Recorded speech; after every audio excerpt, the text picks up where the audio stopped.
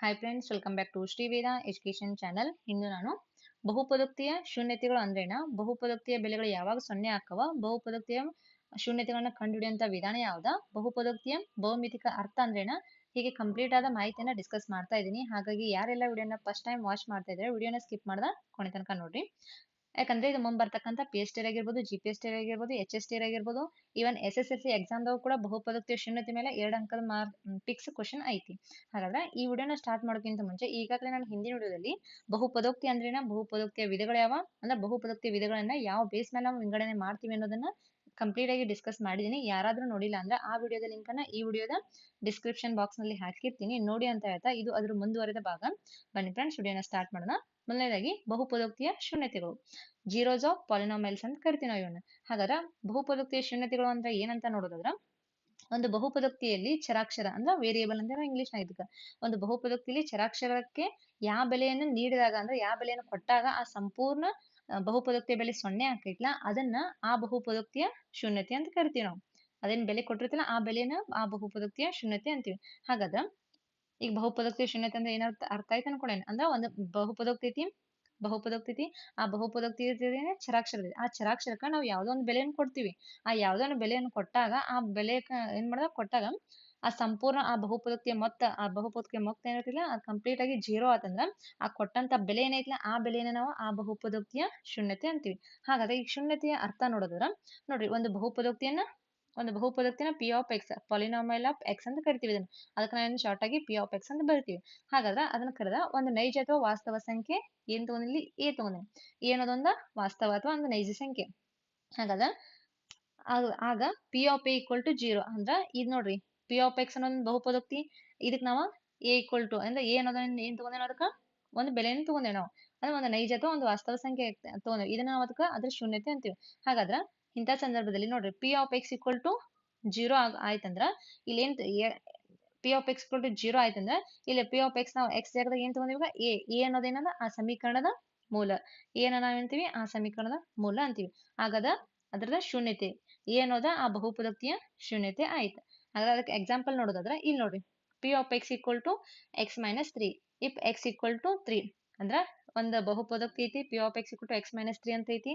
ಇಲ್ಲಿ ಎಕ್ಸ್ ಜಾಗದಾಗ ನಾವೇನು ತಗೊಂಡೇವಿ, ಇಲ್ಲಿ 3 ಅಂತ ತಗೊಂಡ ಅಂದ್ರೆ ಕೊಟ್ಟಾರ ಆಲ್ರೆಡಿ.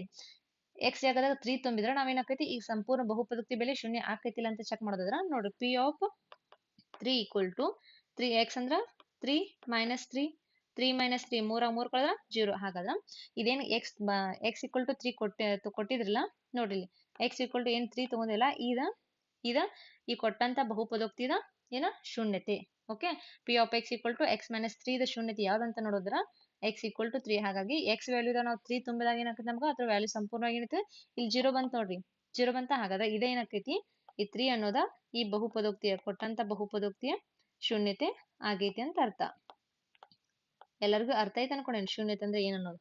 ಓಕೆ, ಹಾಗಾದ್ರೆ ಇನ್ ನೆಕ್ಸ್ಟ್ ಈಗ ಬಹುಪದೋಕ್ತಿ ಶೂನ್ಯತೆ ನೋಡುದು. ಇದಾದ ನಂತರ ನೆಕ್ಸ್ಟ್ ಬರೋದು ನಮ್ಗ ರೇಖಾತ್ಮಕ ಮತ್ತ ವರ್ಗ ಬಹುಪದೋಕ್ತಿ ಮತ್ತೆ ಘನ ಬಹುಪದೋಕ್ತಿ ಅಂತ ಬರ್ತಾವ. ಹೌದಾ, ಅದ್ರ ಶೂನ್ಯತೆಗಳನ್ನ ಹೆಂಗ್ ನೋಡೋದಾದ್ರ ಇಲ್ಲಿ ನೋಡ್ರಿ, linear and quadratic of zeros polynomial ಕರಿತೀವಿ. ಹಾಗಾದ್ರೆ ಈ ಬಹುಪದೋಕ್ತಿಯ ಘಾತಕ್ಕೆ ಅನುಗುಣವಾಗಿ ನಾವನ್ನ ಬಹುಪದೋಕ್ತಿಯ ವಿಧಗಳಾಗಿ ವಿಂಗಡಣೆ ಮಾಡ್ತೀವಿ. ಅದೇ ತರ ಬಹುಪದೋಕ್ತಿಯ ಘಾತಕ್ಕೆ ಅನುಗುಣವಾಗಿ ನಾವು ಮಾತ್ರ ಶೂನ್ಯತೆಗಳ ಸಂಖ್ಯೆಯನ್ನು ಕೂಡ ಏನಾಗಿರ್ತೀವಿ, ಶೂನ್ಯತೆಗಳ ಸಂಖ್ಯೆ ಕೂಡ ಬರ್ತಾವ. ಹಾಗಾದ್ರೆ ಈಗ ಫಸ್ಟ್ ರೇಖಾತ್ಮಕ ಬಹುಪದೋಕ್ತಿಯ ಗರಿಷ್ಠ ಎಷ್ಟು ಶೂನ್ಯತೆ ಹೊಂದಿರ್ತೈತಿ ಅಂತ ನೋಡೋದಾದ್ರೆ ಗರಿಷ್ಠ 1 ಶೂನ್ಯತೆಯನ್ನ ಹೊಂದಿರ್ತೈತಿ. ರೇಖಾತ್ಮಕ ಬಹುಪದೋಕ್ತಿಯ ಸಾಮಾನ್ಯ ರೂಪ ನೋಡೋದಾದ್ರ ax plus C, X value ಎಷ್ಟೈತಿ, ಎಕ್ಸ್ ಘಾತ ಎಷ್ಟೈತಿ 1 ಐತಿ. ಹಾಗಾಗಿ ರೇಖಾತ್ಮಕ ಬಹುಪದೋಕ್ತಿಯ ಗರಿಷ್ಠ ಶೂನ್ಯತೆ ಎಷ್ಟು ಇರ್ತೈತಿ ಅಂತ ನೋಡೋದಾದ್ರ 1, ಅದ್ ಘಾತ ಸೂಚಿ 1 ಇರೋದ್ರಿಂದ ಅದು ಗರಿಷ್ಠಾಗಿ ಒಂದ ಶೂನ್ಯತೆಯನ್ನು ಕೂಡ ಹೊಂದಿರ್ತೈತಿ. ಓಕೆ, ಅದೇ ತರ ನೆಕ್ಸ್ಟ್ ಎರಡನೇದು ವರ್ಗ ಬಹುಪದೋಕ್ತಿಯ ಗರಿಷ್ಠ ಎರಡು ಶೂನ್ಯತೆಗಳನ್ನ ಹೊಂದಿರ್ತೈತಿ ನೋಡ್ರಿ. ವರ್ಗ ಬಹುಪದೋಕ್ತಿಯ ಸಾಮಾನ್ಯ ರೂಪ ನೋಡೋದಾದ್ರ a x square plus b x plus c. ಹಾಗಾದ್ರೆ ಇದು ನಮ್ದ ವರ್ಗ ಬಹುಪದೋಕ್ತಿಯ ಸಾಮಾನ್ಯ ರೂಪ. ಹಾಗಾದ್ರೆ ವರ್ಗ ಬಹುಪದೋಕ್ತಿಯ ಘಾತ ಎಷ್ಟೈತಿ, ಹೈಯೆಸ್ಟ್ ಘಾತ 2 ಐತಿ. ಹಾಗಾದ್ರೆ ಅದ್ರ ಘಾತ ಹೈಯೆಸ್ಟ್ ಘಾತ 2 ಇರೋದ್ರಿಂದ ನಾವೇಂತೀವಿ ಅದನ್ನ ಅದ ಎಷ್ಟು ಶೂನ್ಯತೆಗಳನ್ನ ಒಳಗೊಂಡೈತಿ ಅಂತ ನೋಡಿದ್ರ 2 ಶೂನ್ಯತೆಗಳನ್ನ ಒಳಗೊಂಡೈತಿ. ಅದ್ರ ಘಾತ ಹೈಯೆಸ್ಟ್ ಆಗಿ ಘಾತ 2 ಇರೋದ್ರಿಂದ ಅದನ್ನ ನಾವು ವರ್ಗ ಬಹುಪದೋಕ್ತಿ ಅಂತೀವಿ. ಸೊ ಇದನ್ನ ಆಲ್ರೆಡಿ ಹಿಂದಿನ ವಿಡಿಯೋದಲ್ಲಿ ಡಿಸ್ಕಸ್ ಮಾಡೇನಿ. ನೆಕ್ಸ್ಟ್ ಇನ್ ಗಣ ಬಹುಪದೋಕ್ತಿಯು ಗರಿಷ್ಠ 3 ಶೂನ್ಯತೆಗಳನ್ನ ಒಳಗೊಂಡಿರುತ್ತದೆ. ಇದು ಆಲ್ರೆಡಿ 2025 TET ದಾಗ ಕ್ವಶನ್ ಆಗೈತಿ ನೋಡ್ರಿ. ಯಾಕಂದ್ರ ಅದ್ ಹೆಂಗ್ ಕ್ವಶನ್ ಅಂದ್ರೆ ಹೇಳಿಕೆ ರೂಪದಾಗ ಕೊಟ್ಟಿರೋರು. ಇದ ಕೊಟ್ಟಂತ ಹೇಳಿಕೆಲಿ ಯಾವ ಹೇಳಿಕೆ ಬಹುಪದೋಕ್ತಿಗೆ ಸಂಬಂಧಿಸಿದ ಸರಿಯಾದ ಹೇಳಿಕೆಯನ್ನು ಗುರುತಿಸಿ ಅಂತ ಕೊಟ್ಟಿರ. ಅಲ್ಲಿ 4 ಆಪ್ಷನ್ ಇದ್ದು ಅದ್ರಾಗ ಇದೊಂದು ಆಪ್ಷನ್ ಇತ್ತು. ಏನಿತ್ತಂದ್ರ ಘನ ಬಹುಪದೋಕ್ತಿಯ ಗರಿಷ್ಠ 2 ಶೂನ್ಯತೆಗಳನ್ನು ಒಳಗೊಂಡಿರುತ್ತದೆ ಅಂತಿತ್ತ. ಬಟ್ ಅದ ರಾಂಗ್.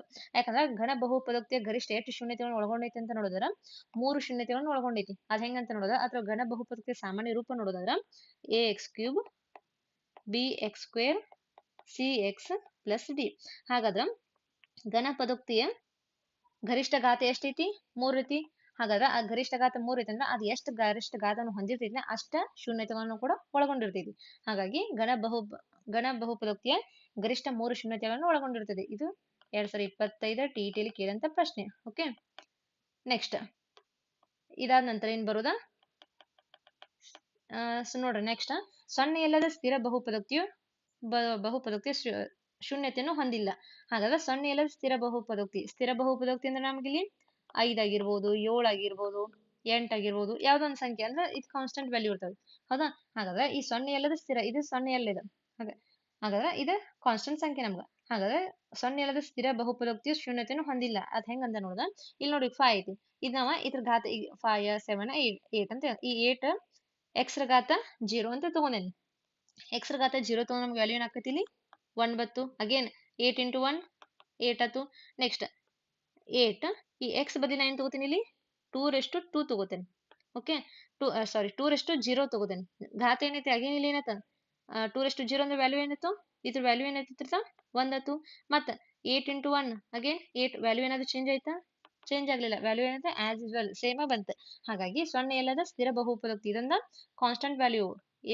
ನೋಡ್ರಿ 5 7 8 ಅಂದ್ರೆ ಘಾತ ಸೂಚಿ 0 ಐತಿ ಇದ್ರದ. ಇಲ್ಲಿ ನೋಡ್ರಿ ಘಾತ ಸೂಚಿ 0 ಆಗೈತಿ. ಈ ಘಾತ ಸೂಚಿ 0 ಈ x ಜಾಗದಾಗ ನಾವು ಯಾವ್ದು ಬೇಕಾ ತಗೋಬಹುದು. ಇಲ್ಲಿ 2 ತಗೋಬಹುದು. ಇಲ್ಲಿ x ತಗೊಂಡಿವಿ ಇಲ್ಲಿ 2 ತಗೋಬಹುದು.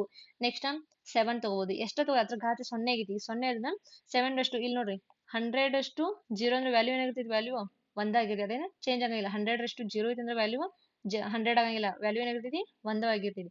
ಹಾಗಾಗಿ ಯಾವ್ದೋ ಸಂಖ್ಯೆನ ತಗೊಂಡ್ರ ನಾವು x ಜಾಗದಾಗ ಯಾವ್ದೋ ಸಂಖ್ಯೆನ ತಗೊಂಡ್ರ ಆ ಸಂಖ್ಯೆನ ಮತ್ತೆ ಅದ್ರ ವ್ಯಾಲ್ಯೂ ಏನಾಗ್ತೈತಿ? ಇಲ್ಲಿ ನೋಡ್ರಿ 8 ಐತಿ. ಮತ್ತೆ 8 ಒಂದ್ಲೆ ಅಗೇನ್ 8 ವ್ಯಾಲ್ಯೂ ಏನಾಗ್ತದೆ? ಚೇಂಜ್ ಆಯ್ತಾ? ಚೇಂಜ್ ಆಗ್ಲಿಲ್ಲ. ಸೊ ಹಾಗಾಗಿ ಸೊನ್ನೆಯಲ್ಲದ ಸ್ಥಿರ ಬಹುಪದೋಕ್ತಿಯ ಶೂನ್ಯತೆಯನ್ನು ಹೊಂದಿಲ್ಲ. ಓಕೆ, ಎಲ್ಲರಿಗೂ ಅರ್ಥ ಆಯ್ತು ಅನ್ಕೊಂಡೇನಿ. ಇನ್ ನೆಕ್ಸ್ಟ್, ಪ್ರತಿಯೊಂದು ವಾಸ್ತವ ಸಂಖ್ಯೆಯು ಶೂನ್ಯ ಬಹುಪದೋಕ್ತಿಯ ಒಂದು ಶೂನ್ಯತೆ ಆಗಿರ್ತದೆ. ಪ್ರತಿಯೊಂದು ವಾಸ್ತವ ಸಂಖ್ಯೆ ಇದು ಏನದೊಂದು ವಾಸ್ತವ ಸಂಖ್ಯೆ, ಇದ್ರ ಘಾತ 0. ಹಾಗಾದ್ರ a/0 ಅಂದ್ರ ಅಗೇನ್ 1. ಹಾಗಾದ್ರೆ a ಅನ್ನೋದೊಂದು ವಾಸ್ತವ ಸಂಖ್ಯೆ ಐತಿ. ಇದು ಶೂನ್ಯ ಬಹುಪದೋಕ್ತಿಯ ಒಂದು ಶೂನ್ಯತೆಯನ್ನು ಹೊಂದಿದೆ. ಇದೊಂದು ಎಷ್ಟು ಶೂನ್ಯತೆಯನ್ನು ಹೊಂದೈತಿ? 1. ಅಥವಾ ಇಲ್ಲಿ z/0 ಅಗೇನ್ ವ್ಯಾಲ್ಯೂ 1. ಹಾಗಾದ್ರೆ ಪ್ರತಿಯೊಂದು ವಾಸ್ತವ ಸಂಖ್ಯೆ, ಅದು ವಾಸ್ತವ ಸಂಖ್ಯೆ a ಆಗಿರ್ಲಿ, b ಆಗಿರ್ಲಿ, c ಆಗಿರ್ಲಿ, ಎಷ್ಟೇ ಇರ್ಲಿ, ಅಕಸ್ಮಾತ್ ಅಥವಾ ನಾವು 5/0 ಮಾಡ್ರೆ ಏನಾಯ್ತು? ಅಗೇನ್ ವ್ಯಾಲ್ಯೂ 1 ಬತ್ತು. ಹಾಗಾದ್ರೆ ಪ್ರತಿಯೊಂದು ವಾಸ್ತವ ಸಂಖ್ಯೆ ಶೂನ್ಯ ಬಹುಪದೋಕ್ತಿಯ ಒಂದು ಶೂನ್ಯತೆಯನ್ನ ಒಳಗೊಂಡಿರ್ತೀವಿ. ಸೊ ಎಲ್ಲರಿಗೂ ಅರ್ಥ ಆಯ್ತು ಅನ್ಕೊಂಡೇನಿ. ಇನ್ ನೆಕ್ಸ್ಟ್ ಬರ್ದ ಈಗ ಬಹುಪದೋಕ್ತಿಯ ಶೂನ್ಯತೆ ಅಂದ್ರೆ ಏನಂತ ಗೊತ್ತಾಯ್ತು, ಶೂನ್ಯತೆ ಅರ್ಥ ಗೊತ್ತಾಯ್ತು. ನೆಕ್ಸ್ಟ್ ರೇಖಾತ್ಮಕ, ವರ್ಗ, ಘನ ಮತ್ತೆ ಸ್ಥಿರ ಬಹುಪದೋಕ್ತಿಯ ಶೂನ್ಯತೆಗಳು ಎಷ್ಟೆಷ್ಟು ಹೊಂದಿರ್ತಾವ ಅಂತ ನಿಮ್ಗೆ ಅರ್ಥ ಆಯ್ತು ಅನ್ಕೊಂಡೇನಿ. ಇನ್ ನೆಕ್ಸ್ಟ್ ಬರೋದ ಶೂನ್ಯತೆಯನ್ನು ಕಂಡುಹಿಡಿಯುವಂತ ವಿಧಾನ ನೋಡೋಣ. ಹೌದಾ? ಹಾಗಾದ್ರೆ ಇಲ್ಲಿ ಫಸ್ಟ್ ಒಂದು ಕ್ವಶನ್ ಐತಿ ನೋಡ್ರಿ. ಪ್ರಶ್ನೆ 3x+1 ಎಂಬ ಬಹುಪದೋಕ್ತಿಯ ಶೂನ್ಯತೆ -1/3 ಆಗಿದೆಯೇ ಎಂದು ಪರೀಕ್ಷಿಸಿ. 3x+1 ಅನ್ನೋದೊಂದು ಬಹುಪದೋಕ್ತಿ ಕೊಟ್ಟಾರ. ಇದು ನಾವು ನೋಡ್ರಿ 3x+1 ಅನ್ನೋದು ಬಹುಪದೋಕ್ತಿ ಕೊಟ್ಟಾರ. x ಅನ್ನೋದು ಎಷ್ಟು ಕೊಟ್ಟಾರ? ಆಲ್ರೆಡಿ x = -1/3 ಅಂತ ಕೊಟ್ಟಾರ. ಈ x = -1/3 ಅನ್ನೋದ ಈ ಬಹುಪದೋಕ್ತಿಯ ಶೂನ್ಯತೆ ಆಗೈತಿ ಇಲ್ಲ ಅಂತ ಚೆಕ್ ಮಾಡಕ್ ಹೇಳಿದಾರ. ಹಾಗಾದ್ರೆ ಇನ್ ಹೆಂಗ್ ಬರಿಬೋದು ನಾವು? p of x = ನೋಡ್ರಿ 3x+1. ಓಕೆ, ಇಲ್ಲಿ x ಜಾಗದಾಗ ನಾವ್ ಏನ್ ಮಾಡೋಣ? ಈ ವ್ಯಾಲ್ಯೂ ಹಾಕೊಂಡು p of -1/3 = ನೋಡ್ರಿ 3 into -1/3 ಪ್ಲಸ್ ಅಗೇನ್ 1. ನೋಡ್ರಿ ಪ್ಲಸ್ 3 ಇಲ್ಲಿ ನೋಡ್ರಿ ಇಲ್ಲಿ ಕ್ಯಾನ್ಸಲ್ ಆಕೈತಿ. ಅಕಸ್ಮಾತ್ ಇಲ್ಲೇ ಕ್ಯಾನ್ಸಲ್ ಡೈರೆಕ್ಟ್ ಮಾಡಬಹುದು, ಇಲ್ಲ ನೀವು ಗುಣಾಕಾರ ಮಾಡಿದ್ರು ಮಾಡಬಹುದು. ನೋಡ್ರಿ 3 into -1 -3/3 ಪ್ಲಸ್ 1. ಓಕೆ, ಹಾಗಾದ್ರೆ ಪ್ಲಸ್ ನೋಡ್ರಿ ಮೇಲಕ್ಕೆ ಎರಡು ಕಡೆ ಸೇಮ್ ಸಂಖ್ಯೆ ಇದೆ. ಸೊ ಕ್ಯಾನ್ಸಲ್ ಆಕೈತಿ. 3 ಹಾಗಾದ್ರೆ -1 ಅಗೇನ್ +1 +1ದಾಗ -1 ಕಳೆದ್ರೆ ಏನಾಗ್ತದೆ? ನಮ್ಗೆ ಇಲ್ಲಿ 0 ಬಂತ. ಹಾಗಾದ್ರೆ p of -1/3 ಅನ್ನೋದ ಈ ಕೊಟ್ಟಂತ ಬಹುಪದೋಕ್ತಿಯ ಶೂನ್ಯತೆ ಆಗೈತಿ. ಹಾಗಾಗಿ -1/3 ಇದು ಬಹುಪದೋಕ್ತಿಯ ಶೂನ್ಯತೆ ಆಗೈತಿ. ಬಹುಪದೋಕ್ತಿಯ ಶೂನ್ಯತೆ ಆಗಿದೆ. ಸೊ ಎಲ್ಲರಿಗೂ ಅರ್ಥ ಆಯ್ತು ಅನ್ಕೊಂಡೇನಿ. ಈ ಕೊಟ್ಟಂತ ಎಕ್ಸ್ ವ್ಯಾಲ್ಯೂ ಕೊಟ್ಟಿರೋರ ನಾವು ವ್ಯಾಲ್ಯೂ ಏನ್ ಮಾಡಿದ್ವಿ ಆ ಡೈರೆಕ್ಟ್ ಬಹುಪದಕ್ಕೆ ಸಬ್ಸ್ಟಿಟ್ಯೂಟ್ ಮಾಡಿದ್ವಿ ನಾವು ಸಬ್ಸ್ಟಿಟ್ಯೂಟ್ ಮಾಡಿ ಅದ್ರ ವ್ಯಾಲ್ಯೂ ಎಷ್ಟು ಬಂತೀವಿ ನಮ್ಗೆ 0 ಬಂತು ಅಂದ್ರೆ ಬಹುಪದಕ್ಕೆ ಶೂನ್ಯತೆ ಅಂದ್ರೆ ಯಾವ್ದೋ ಒಂದು ಚರಾಕ್ಷರ ಕೊಟ್ಟಂತ ಬಹುಪದಕ್ತಿದಾಗ ಒಂದು ಚರಾಕ್ಷರದ ಬೆಲೆ ಐತ್ಲಾ ಆ ಚರಾಕ್ಷರ ನಾವು ಯಾವ ಸಂಖ್ಯೆಯನ್ನು ಕೊಟ್ಟ ಕಂಪ್ಲೀಟ್ ಆಗಿ ಬಹುಪದಕ್ಕೆ 0 ಆಕೈತಿಲ್ಲ ಅದ ಆ ಬಹುಪದಕ್ಕೆ ಶೂನ್ಯತೆ ಆಗಿದೆ. ಸೊ ಹಾಗಾಗಿ ಇದು -1/3 ಅನ್ನೋದು ಈ ಬಹುಪದಕ್ಕೆ ಶೂನ್ಯತೆ ಆಯ್ತು. ಎಲ್ಲರಿಗೂ ಅರ್ಥ ಆಯ್ತು ಅನ್ಕೊಂಡೇನಿ. ಇನ್ ನೆಕ್ಸ್ಟ್ ನೋಡೋದ ಅಲ್ಲಿ ಎಕ್ಸ್ ಅನ್ನೋದು ಕೊಟ್ಟಿರ ಇಲ್ಲಿ ನೆಕ್ಸ್ಟ್ ಎರಡನೇ ಪ್ರಶ್ನೆದಾಗ ಏನ್ ಮಾಡ್ಯಾರ ನೋಡ್ರಿ, P of X equal to 2x + 1 ಈ ಬಹುಪದೋಕ್ತಿಯ ಶೂನ್ಯತೆಯನ್ನು ಕಂಡುಹಿಡಿಯಿರಿ. ನಮಗೆ ಶೂನ್ಯತೆಯನ್ನು ಕಂಡುಹಿಡಿಯಕ್ಕೆ ಹೇಳಿದಾರ. ಹಾಗಾದ್ರೆ ಇಲ್ಲಿ ನೋಡ್ರಿ, P of X equal to 2x + 1 ಇದು ಕೊಟ್ಟಾರ, ಇದನ್ನ ಬಹುಪದೋಕ್ತಿ ಕೊಟ್ಟಾರ. ಹಾಗಾಗಿ ಇದನ್ನ ಶೂನ್ಯತೆ ಕಂಡುಹಿಡಬೇಕು ಈಗ. ಹಾಗಾಗಿ P of X equal to 0 ಇದು ಮಾಡ್ಬೇಕ. ಪಿ ಆಫ್ ಎಕ್ಸ್ ಅಂದ್ರೆ ಎಷ್ಟು ಕೊಟ್ಟಾರ ಇವ್ರ 2x + 1 ಅಂತ ಕೊಟ್ಟಾರ. 2x + 1 ಅಂದ್ರೆ 2x + 1 = 0 ಆಯ್ತು. ನಮ್ಗೆ ಏನ್ ಬೇಕೈತಿ ಎಕ್ಸ್ ಕಂಡು ಹಿಡ್ಬೇಕು ಈಗ ಫಸ್ಟ್. 2x = ನೋಡ್ರಿ +1 ಐತಿ ಈಕ್ವಲ್ಷನ್ ಇಂದ ರೈಟ್ ಸೈಡ್ ಹೋದಾಗ ಏನಾಕೈತಿ -1 ಆಯ್ತು.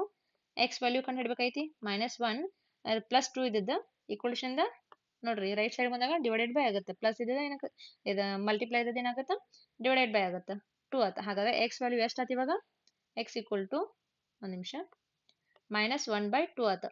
ಹಾಗಾದ್ರೆ ಬಂದಂತ ಶೂನ್ಯತೆ ಇದ ಬಹುಪದೋಕ್ತಿಯ ಶೂನ್ಯತೆ ಆಕೈತಿಲ್ಲ ಅಂತ ಚೆಕ್ ಮಾಡೋದ್ರ ಅದ್ರಾಗ ಬಹುಪದೋಕ್ತಿದಾಗ ಈ ಎಕ್ಸ್ ವ್ಯಾಲ್ಯೂ ಸಬ್ಸ್ಟಿಟ್ಯೂಟ್ ಮಾಡಿದ್ವಿ.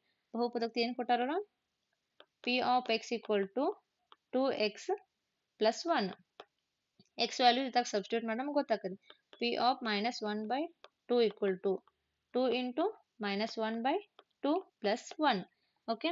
2 ಕ್ಯಾನ್ಸಲ್ ಮಾಡ್ಬೋದು, ಹಿಂಗ ಮಾಡ್ಬೋದು ಡೈರೆಕ್ಟ್ ಆಗಿ. ಓಕೆ, ಅದು ಏನು ಉಳಿತಿಲಿ -1 + 1 ಅಗೇನ್ -1 + 1 ಮಾಡ್ರ ಅಗೇನ್ 0 ಬರುತ್ತೆ. ಹಾಗಾದ್ರೆ ಪಿ ಆಫ್ -1/2 ನಾವು ಮಾಡಿದಂತ ಲೆಕ್ಕ ಏನೈತಿ ಈ ಬಹುಪದೋಕ್ತಿಯ ಶೂನ್ಯತೆ ಆಗೈತಿ. ಹಾಗಾಗಿ ಇದು ಹೆಂಗ್ ಬರ್ಬೋದು -1/2 ಇದು ಬಹುಪದೋಕ್ತಿಯ ಶೂನ್ಯತೆ ಆಗಿದೆ. ಓಕೆ, ಈ ಕೊಟ್ಟಂತ ಬಹುಪದೋಕ್ತಿಗೆ ಅಥವಾ ಶೂನ್ಯತೆ ಆಗಿದೆ ಅಂತ ಹೇಳ್ಬೋದು. ಈ ಲೆಕ್ಕ ಎಲ್ಲರಿಗೂ ಅರ್ಥ ಆಯ್ತು ಅನ್ಕೊಂಡೇನಿ. ಇನ್ ನೆಕ್ಸ್ಟ್ ನೋಡೋದ್ರ ಇಲ್ಲಿ ನೋಡ್ರಿ, P of X equal to ax a is not equal to 0 ಬಹುಪದೋಕ್ತಿಯ ಶೂನ್ಯತೆಯನ್ನ ಕಂಡುಹಿಡಿ ಅಂತ ಹೇಳ್ಯಾರ. ಹಾಗಾದ್ರೆ ಏನ್ ಕೊಟ್ಟಾರ ಅವ್ರ p of X equal to ax ಅಂತ ಕೊಟ್ಟಾರ.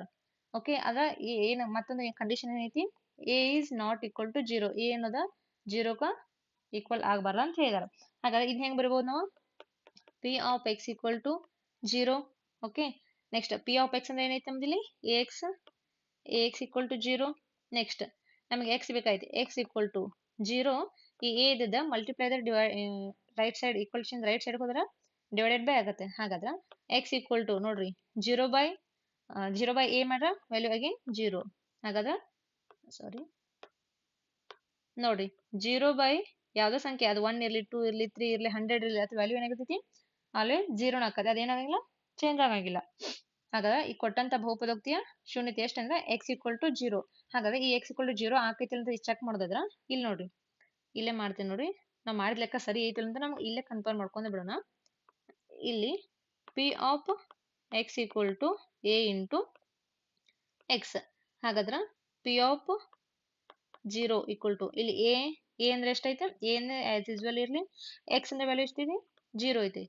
a × 0 again 0 p of 0 equal to 0. ಹಾಗಾದ್ರೆ ಈಗ ನಾವು ಬಂದಂತ ನಮಗೇನು ನಾವು ಬಹುಪದೋಕ್ತಿಯ ಶೂನ್ಯತೆ ಕಂಡು ಹಿಡಿದಿಲ್ಲ, ಇದ ಈ ಬಹುಪದೋಕ್ತಿಯ ನೋಡ್ರಿ ಶೂನ್ಯತೆ ಆಗೈತೆ ಅಂತ ನಮ್ಗೆ ಏನಾಯ್ತು ಇಲ್ಲಿ ಕನ್ಫರ್ಮ್ ಆಯ್ತು. ಯಾಕಂದ್ರೆ ಬಹುಪದೋಕ್ತಿಯ ಶೂನ್ಯತೆ ಆಗ್ಬೇಕಂದ್ರ ನಾವು ಯಾವ್ದು ಅಂದ್ರೆ ಶೂನ್ಯತೆಯನ್ನು ಕಂಡು ಹಿಡಿದಿರ್ತೀವಿ ಅಥವಾ ಶೂನ್ಯತೆಯನ್ನು ಚರಾಕ್ಷರಕ್ಕೆ ಬೆಲೆ ತಗೊಂಡಿರ್ತೀವಲ್ಲ ಅದನ್ನ ಬಹುಪದೋಕ್ತಿ ಫಿಲಪ್ ಮಾಡ್ರೆ ಆ ಕಂಪ್ಲೀಟ್ ಬಹುಪದೋಕ್ತಿಯ 0 ಆಗ್ಬೇಕು. ಇಲ್ಲಿ ನೋಡ್ರಿ a × 0 0ದಿಂದ ಯಾವ್ದು ಸಂಖ್ಯೆ ಇರ್ಲಿ ಅಕ್ಷರ ಇರ್ಲಿ ಏನೋ ಗುಣಾಕಾರ ಮಾಡಲಿ ವ್ಯಾಲ್ಯೂ ಏನಾಗಿರ್ತೈತಿ 0 ಆಗಿರ್ತೈತಿ.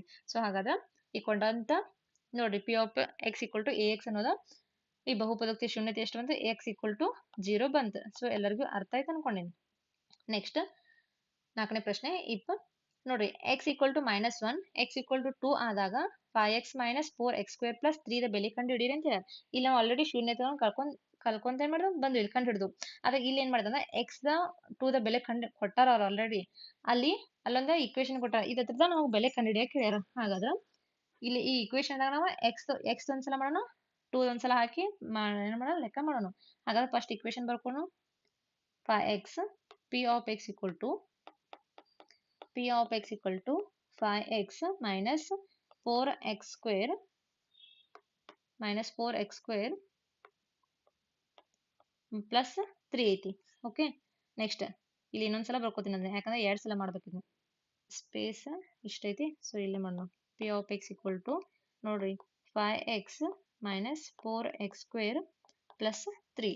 ಇಲ್ಲಿ x ಅನ್ನೋದು ಎಷ್ಟು ಕೊಟ್ಟಾರ ಫಸ್ಟ್ಗ, x ಈಕ್ವಲ್ ಟು -1 ಆದಾಗ ಇಲ್ಲಿ x ಈಕ್ವಲ್ ಟು 2 ಆದಾಗ ಏನ್ ಮಾಡೋಣ, ಇದು ಫಸ್ಟ್ x ಈಕ್ವಲ್ ಟು -1 ತಗೋಣ. ಈ ಕೊಟ್ಟಂತ ಇಕ್ವೇಶನ್ x ಅನ್ನ ವ್ಯಾಲ್ಯೂನ ಈ ಇಕ್ವೇಶನ್ ಸಬ್ಸ್ಟಿಟ್ಯೂಟ್ ಮಾಡೋಣ. ಪಿ ಆಫ್ 1 ಈಕ್ವಲ್ ಟು ನಮಗೆ ಬೆಲೆ ಕಂಡುಹಿಡಿಯಕಿಲ್ಲ, ಹೌದಾ. ಇಲ್ಲಿ 5 ಇಂಟು x ವ್ಯಾಲ್ಯೂ ಅಂದ್ರೆ ಎಷ್ಟು, -1. Next -4 into -1 square plus 3.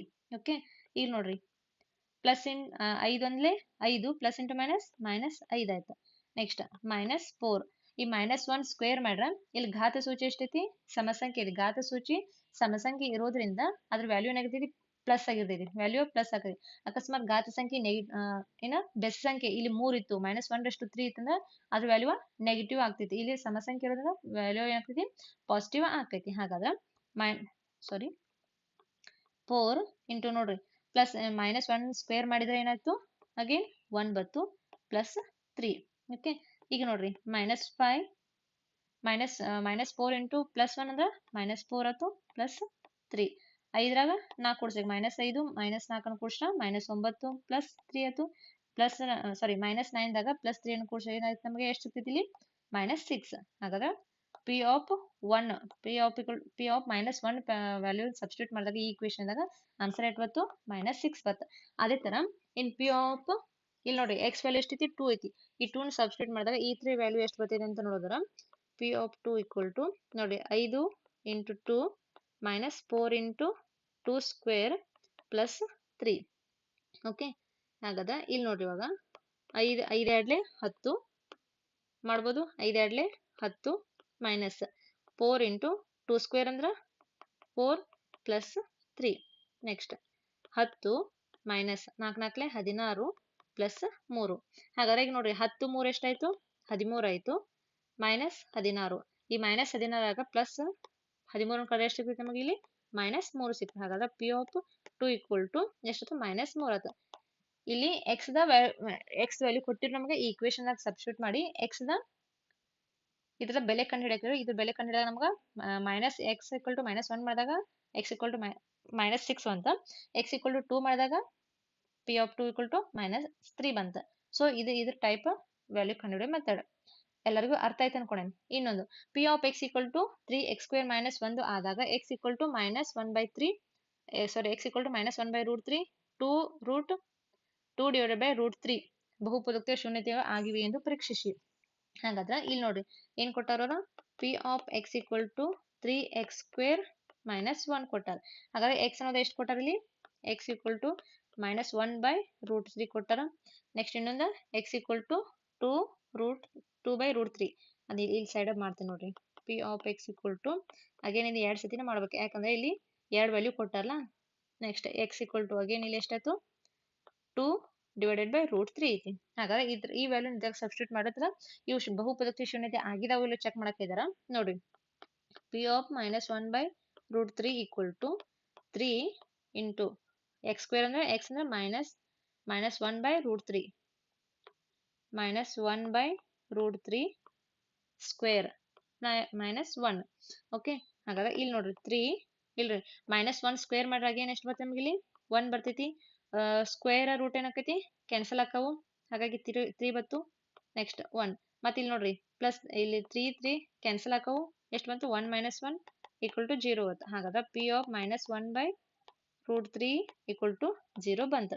ಇದು ಬಹುಪದೋಕ್ತಿಯ ಶೂನ್ಯತೆ ಆಗೈತಿ. ಸೊ ಇದಾಗೈತಿ ಚೆಕ್ ಮಾಡೋಣ. ಅದೇ ತರ P of x equal to ನೋಡ್ರಿ 3 into 2/√3 whole square -1. Okay, next ಈಗ ನೋಡ್ರಿ 3 ಇಂಟು 2 ಸ್ಕ್ವೇರ್ ಅಂದ್ರೆ 4. ನೆಕ್ಸ್ಟ್ 3 ಇಲ್ಲಿ ಸ್ಕ್ವೇರ್ ರೂಟ್ ಆಗೇನು ಕ್ಯಾನ್ಸಲ್ ಆಗ್ತಾವು, ಮತ್ತೆ ಎಷ್ಟು ಉಳಿತು 3 ಉಳಿತು -1. ಇಲ್ಲಿ ನೋಡ್ರಿ 3 ಕ್ಯಾನ್ಸಲ್ ಅದು ಏನು ಉಳಿತಿಲಿ 4 - 1 ಅಂದ್ರೆ ವ್ಯಾಲ್ಯೂ ಎಷ್ಟು ಬತ್ತು, 3 ಬತ್ತು.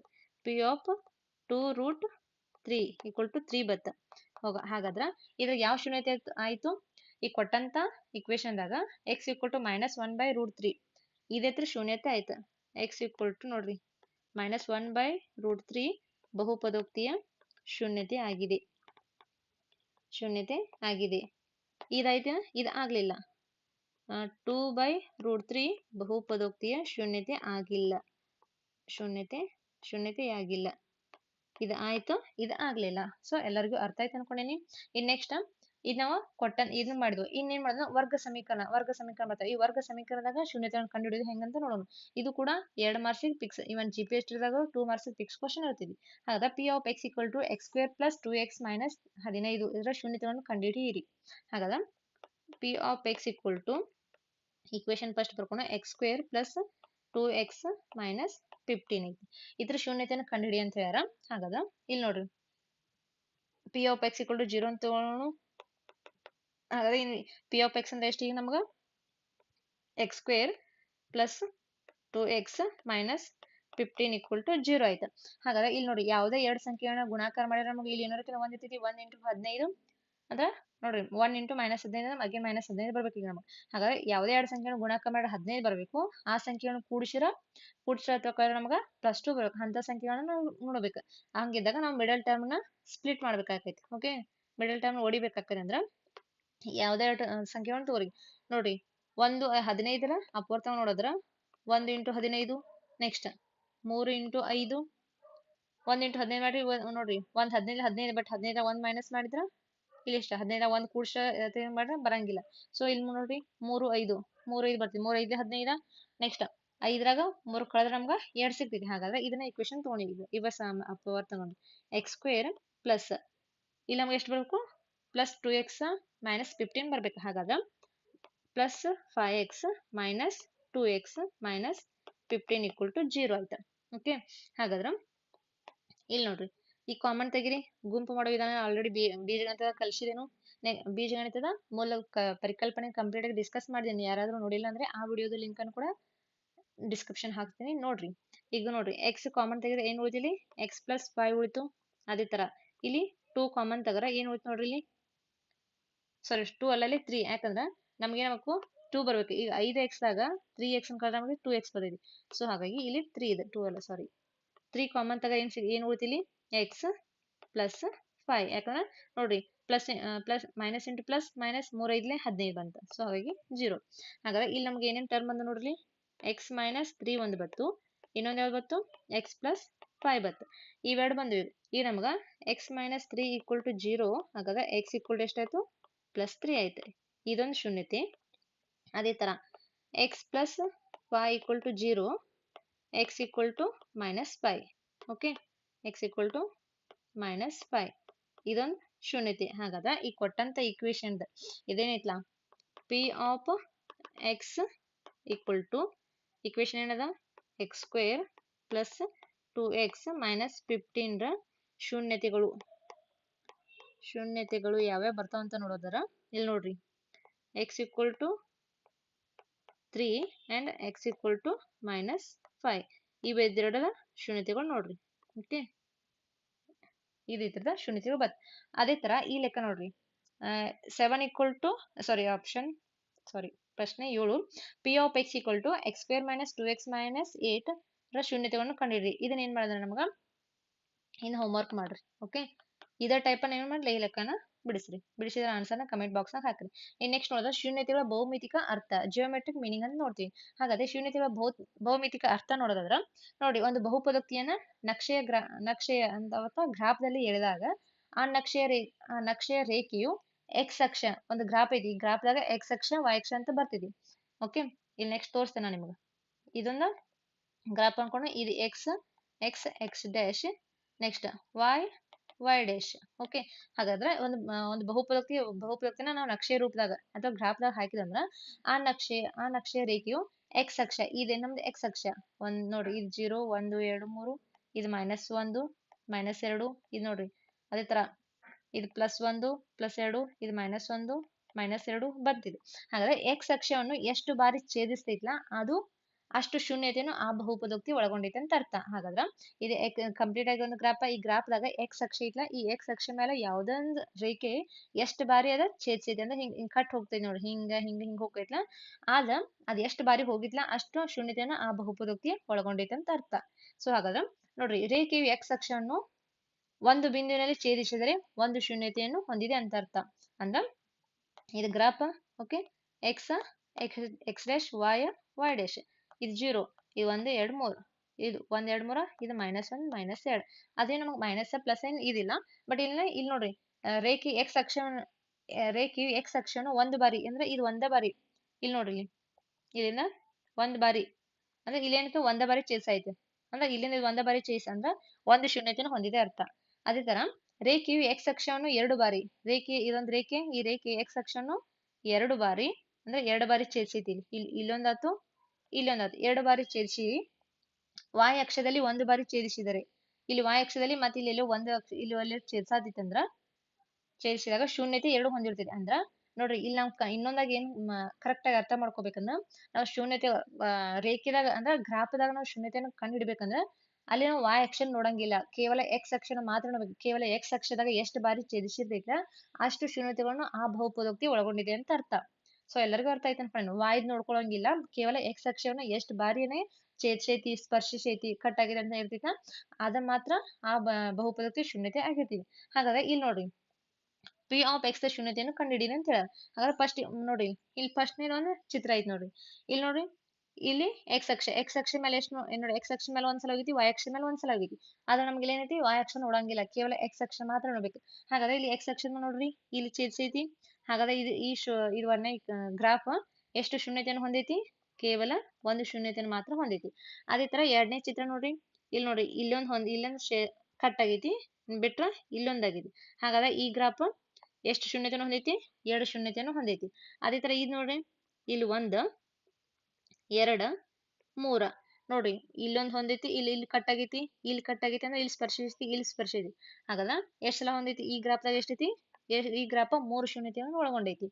ಅದೇ ತರ ಇಲ್ಲಿ ನೋಡ್ರಿ, ನಾಲ್ಕನೇ ಪಿಕ್ಚರ್ ನೋಡ್ರಿ, ಇಲ್ಲಿ ನೋಡ್ರಿ, ಇಲ್ಲಿ ವಾಯ್ ನೋಡ್ಕೊಂಡಿಲ್ಲ, ಕೇವಲ ಎಕ್ಸ್ ಅಕ್ಷವನ್ನ ಮಾತ್ರ, ಎಕ್ಸ್ ಅಕ್ಷ ಅಂದ್ರೆ ಇದು ನಮ್ಮದು ಎಕ್ಸ್ ನಿಂದ ಎಕ್ಸ್ ಡ್ಯಾಶ್ ಹೌದಾ, ಎಕ್ಸ್ ಅಕ್ಷನ ಇಲ್ಲಿ ಮಾತ್ರ ಏನಾಗೈತಿ, ಛೇದಿಸೈತಿ. ಹಾಗಾಗಿ ಈ ಗ್ರಾಫ್ದು ಶೂನ್ಯತೆ ಎಷ್ಟೈತಿ, ಇಲ್ಲಿ ಹಾಗೆ 1 ಐತಿ. ನೆಕ್ಸ್ಟ್ ಅದೇ ತರ ಇಲ್ಲಿ ನೋಡ್ರಿ, ಇಲ್ಲೂ ಕೂಡ ಇಲ್ಲಿ ಒಂದ್ ಅಕ್ಷದಲ್ಲಿ ಮಾತ್ರ ಏನಾಗೈತಿ, ಛೇದಿಸೈತಿ. ಸೊ ಹಾಗಾಗಿ ಇದು ಕೂಡ ಏನಾಗೈತಿ, ಒಂದು ಶೂನ್ಯತೆಯನ್ನು ಹೊಂದೈತಿ. ನೆಕ್ಸ್ಟ್ ಅದೇ ತರ ಇಲ್ಲಿ ನೋಡ್ರಿ, 1 2 3 4 ಎಷ್ಟು ಸಲ ಇದಾಗೈತಿ, 4 ಸಲ. ಬೇಕಾದ್ರೆ ಇನ್ನೊಂದ್ ಸ್ವಲ್ಪ ಇದು ಮಾಡ್ತೇನೆ ನೋಡ್ರಿ, ಇಲ್ಲಿ ನೋಡ್ರಿ, ಇಲ್ಲಿ 1 ನೆಕ್ಸ್ಟ್ 2 3 4. ಹಾಗಾದ್ರೆ ಈ ಗ್ರಾಫ್ ಏನಾಗೈತಿ, 4 ಶೂನ್ಯತೆಯನ್ನು ಒಳಗೊಂಡೈತಿ. ಕೇವಲ ಎಕ್ಸ್ ಅಕ್ಷದಲ್ಲಿ ಎಷ್ಟು ಬಾರಿ ಛೇದಿಸಿರ್ತಿಲ್ಲ ಅಷ್ಟು ಶೂನ್ಯತೆಯನ್ನ ಆ ಬಹುಪದೋಕ್ತಿ ಹೊಂದೈತೆ ಅಂತ ಅರ್ಥ. ಸೊ ಇದ್ರ ಮೇಲೆ ಏನದ SSLC ಎಕ್ಸಾಮ್ದಾಗ ಫಿಕ್ಸ್ 1 ಕ್ವಶನ್ ಐತಿ, 1 ಮಾರ್ಕ್ಸ್ ಕ್ವಶನ್ ಐತಿ. ನೆಕ್ಸ್ಟ್ ಇವನ್ GPT ದಾಗೂ ಕೇಳ್ಬೋದು. ಹಾಗಾದ ಇಲ್ಲಿ ನೋಡ್ರಿ, GPT ದಾಗೂ 1 ಮಾರ್ಕ್ಸ್ ಆದ್ರೂ ಕೇಳ್ಬೋದು, GPT HSTR PSTR 1 ಮಾರ್ಕ್ಸ್ ಕೇಳ್ಬೋದು. ಬಟ್ ನಮ್ಗೆ ಇಲ್ಲಿ ಗ್ರಾಫ್ ಹಾಕಕ ನಮ್ಗ ಈ ಬಹುಪದೋಕ್ತಿದಾಗ ಇಲ್ಲಿ ಕೇಳಂಗಿಲ್ಲ, ಇದಾದ ವರ್ಗ ಮತ್ತ ಘನ ಬಹುಪದೋಕ್ತಿ ಕೇಳಂಗಿಲ್ಲ. ಬಟ್ ರೇಖಾತ್ಮಕ ಎರಡು ಚರಾಕ್ಷರ ರೇಖಾತ್ಮಕ ಸಮೀಕರಣ ಬರ್ತಲ್ಲ, ಅಲ್ಲಿ ನಮ್ಗೆ ಗ್ರಾಫ್ ಹಾಕಕ ಪ್ರಶ್ನೆನ ಕೇಳ್ತಾರ. ಹಾಗಾದ್ರೆ ಇದು ನೋಡ್ರಿ, ಅಭ್ಯಾಸ 9.1 ಇದು 10th ನೋಡ್ರಿ, 10th ಒಂದನೇ ಪಾಠ ಇದೆ, ಬಹುಪದೋಕ್ತಿಗಳು ಭಾಗ 2ರಾಗಿಂದ ಒಂದನೇ ಅದಾಗ ಅಭ್ಯಾಸ 9.1. ಇದ್ರದ y = p of x ನ ನಕ್ಷೆಗಳನ್ನ ಕೊಟ್ಟೈತಿ. ಅದ್ರಾಗ p of x ಎಂಬುದು ಬಹುಪದೋಕ್ತಿ ಆಗಿದೆ.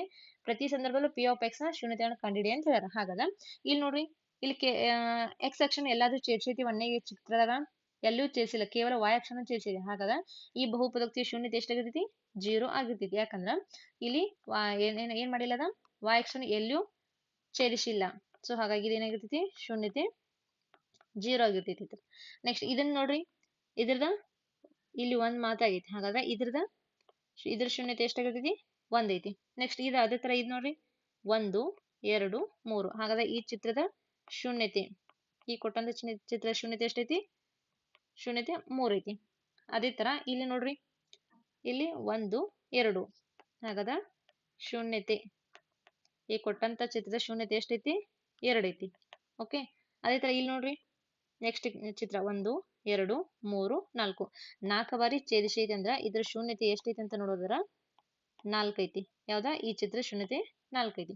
ಅದೇ ತರ ಇಲ್ಲಿ ನೋಡ್ರಿ 1 2 ನೆಕ್ಸ್ಟ್ 3. ಸೊ ಹಾಗಾದ್ರೆ ಇದ್ರ ಶೂನ್ಯತೆ ಎಷ್ಟೈತಿ 3 ಐತಿ. ಸೊ ಹಾಗಾದ್ರೆ ಶೂನ್ಯತೆಗಳನ್ನ ಹೆಂಗ್ ಕಂಡುಹಿಡಿಯೋದು ನಿಮ್ಗೆ ಎಲ್ಲರಿಗೂ ಅರ್ಥ ಆಯ್ತು ಅನ್ಕೊಂಡೇನಿ.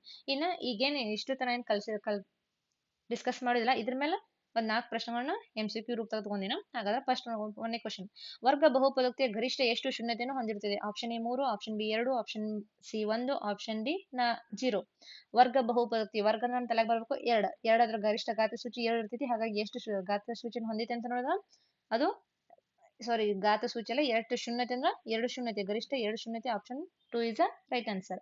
ಸೊ ಎಲ್ಲರಿಗೂ ಅರ್ಥ ಆಯ್ತು ಅನ್ಕೊಂಡೇನಿ.